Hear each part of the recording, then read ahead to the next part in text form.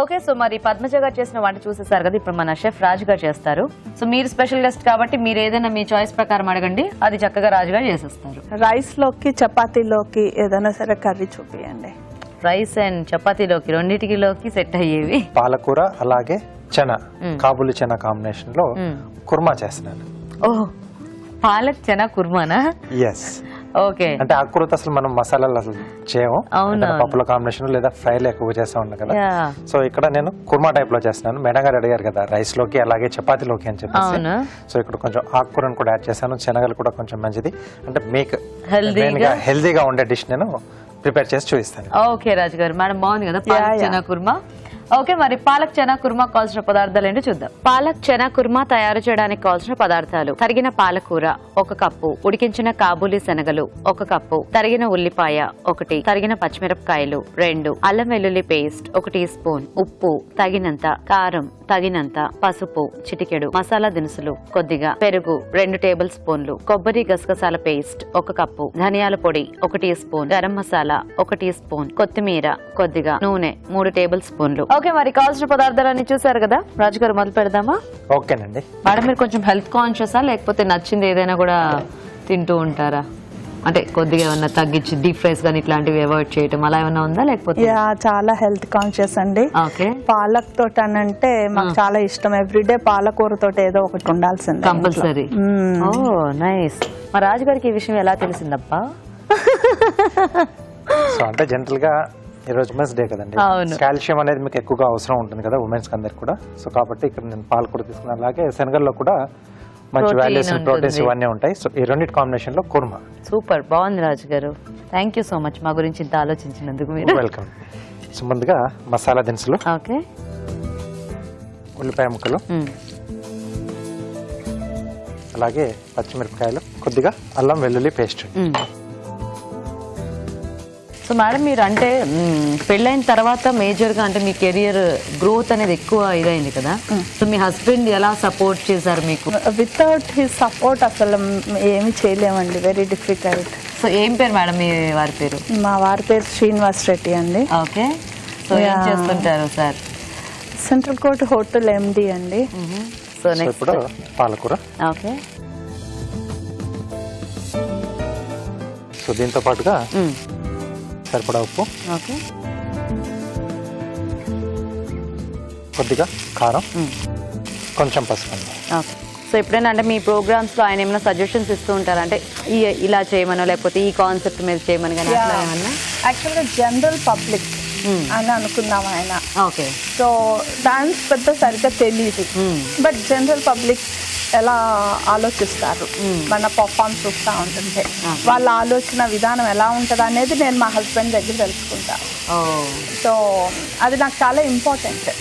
And అలాగే అంటే ఏ dancer అయినా కూడా అంటే ఒక దీంట్లో బాగా పర్ఫెక్షనిస్ట్ అయిపోయిన తర్వాత సొంత ప్రయోగాలు అనేవి చేస్తుంటారు కదా, డిఫరెంట్ ఆర్ట్ ఫామ్స్ కానివ్వండి, లేకపోతే అంటే అన్ని ఇలా మిక్స్ అండ్ మ్యాచ్ చేసినట్టు. సో మీరు అలా ఎప్పుడైనా ఆలోచించి అంటే ఇదైతే బాగుంటుంది అని అనుకొని చేసింది సూపర్ హిట్ అయినా ఏదైనా ఉందా?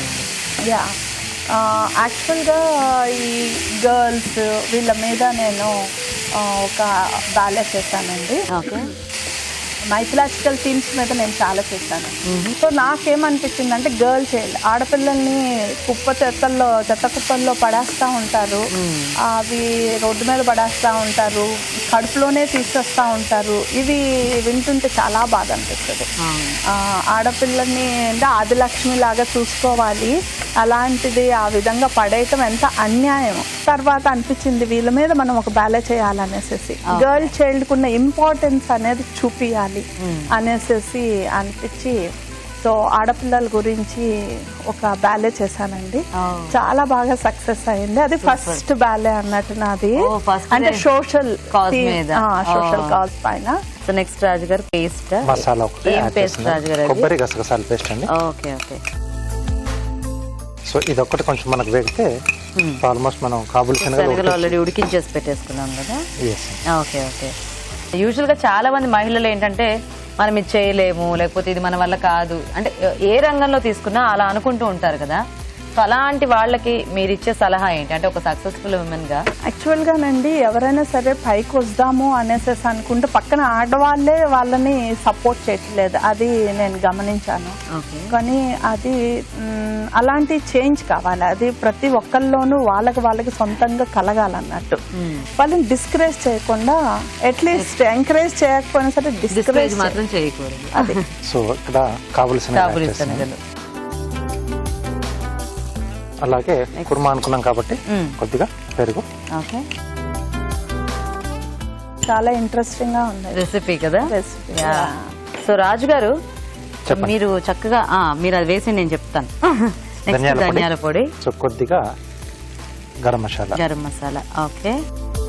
సో రాజు గారు మనకి ఇక్కడ బోల్డ్ అనే వెరైటీస్ చేస్తూ ఉంటారు కదా మేడం రోజు. సో రాజు గారు చెప్పండి, ఈ రోజు మీ ఆవిడకి మీరు స్పెషల్ గా విషెస్ చెప్పాలి. ఫస్ట్ మీ వైఫ్ పేరు చెప్పాలి అందరికి. శివరంజని గారు, మీకు స్పెషల్ గా విమెన్స్ డే విషెస్ అన్ని మా తరపు నుంచి. సో ఇద్దరు అమ్మాయిలు నాకు. ఓకే, ఓ వెరీ గుడ్. పెద్ద అమ్మాయి పేరు Asmita, 8th class. Okay. So చిన్న అమ్మాయి వచ్చేసి Avantika, so 4th class. Super, hi babies. Okay, మరి అయిపోయిందా రాజు గారు? మనం అయిపోయిందండి, కొంచెం వాటర్ యాడ్ చేద్దాం.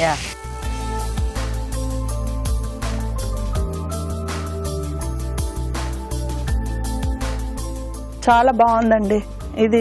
రాజుగారు కొద్దిగా పర్మిషన్ ఇస్తే మా హస్బెండ్ తీసుకెళ్తాను. తప్పకుండా.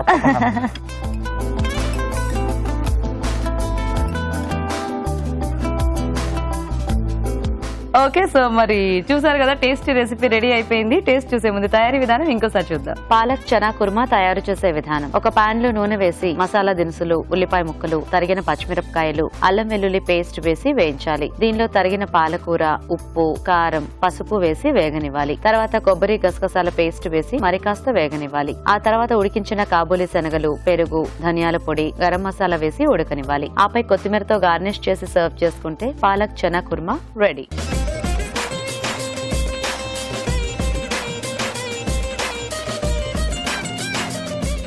ఓకే, మరి కుర్మా తయారీ విధానం చూసారు కదా. పద్మజ గారు, ఇందాకంటే మీకు ఆ రెసిపీ బాగా నచ్చింది కదా, ఇంట్రెస్టింగ్ గా అనిపించింది కదా. సో టేస్ట్ చూడండి మీరే ఫస్ట్.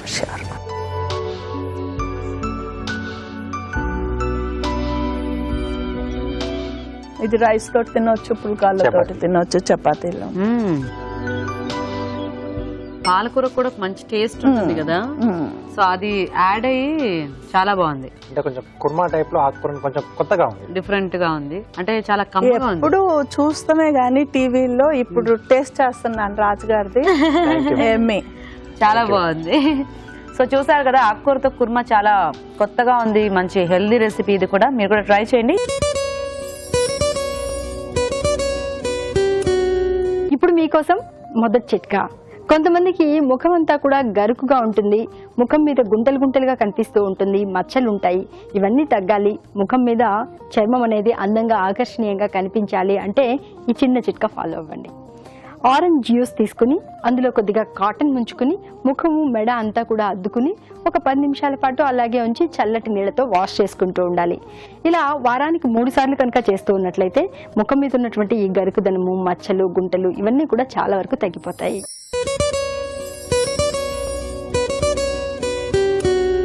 కొద్దిగా యాలకులు తీసుకుని పొడిలాగా చేసుకుని ఒక 1/2 టీ స్పూన్ యాలకుల పొడిని తేనెలో కలుపుకొని ఉదయము, సాయంత్రము తీసుకుంటూ ఉన్నట్లయితే జలుబు, దగ్గు నుంచి త్వరగా ఉపశమనం దొరుకుతుంది.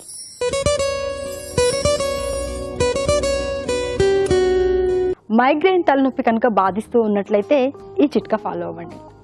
నిమ్మకాయని సగానికి కట్ చేసి దాని మీద కొద్దిగా ఉప్పు, మిరియాల పొడి చల్లుకొని కొద్దిగా వేడి చేసుకుని రసాన్ని పిండుకుని నీడలో కలుపుకొని తాగుతూ ఉన్నట్లయితే మైగ్రేన్ తలనొప్పి నుంచి చాలా త్వరగా రిలీఫ్ దొరుకుతుంది.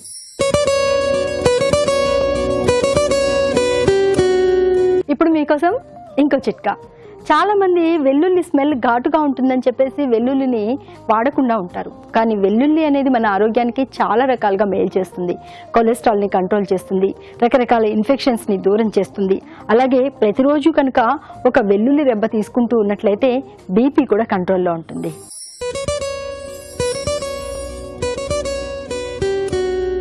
నేరేడు పళ్ళు దొరికే సీజన్లో ఎక్కడ చూసినా బయట మనకు నేరేడు పళ్ళు కనిపిస్తూ ఉంటాయి. వీటిని కొని చాలా మంది తింటూ ఉంటారు. తినడం వల్ల చాలా ఉపయోగాలు ఉన్నాయి. ముఖ్యంగా షుగర్ పేషెంట్స్ కి చాలా వరకు రక్తంలో ఈ గ్లూకోజ్ లెవెల్స్ ని కంట్రోల్ చేసే గుణం నేరేడు పళ్ళకు ఉంది. మరి ఈ గింజలు పడేయకుండా గింజల్ని పొడి చేసి పెట్టుకుని మజ్జిగలో కలిపి తీసుకుంటూ ఉన్నట్లయితే కడుపు నొప్పి, నీళ్ల విరేచనాలు ఈ ప్రాబ్లమ్స్ కూడా తగ్గిపోతాయి.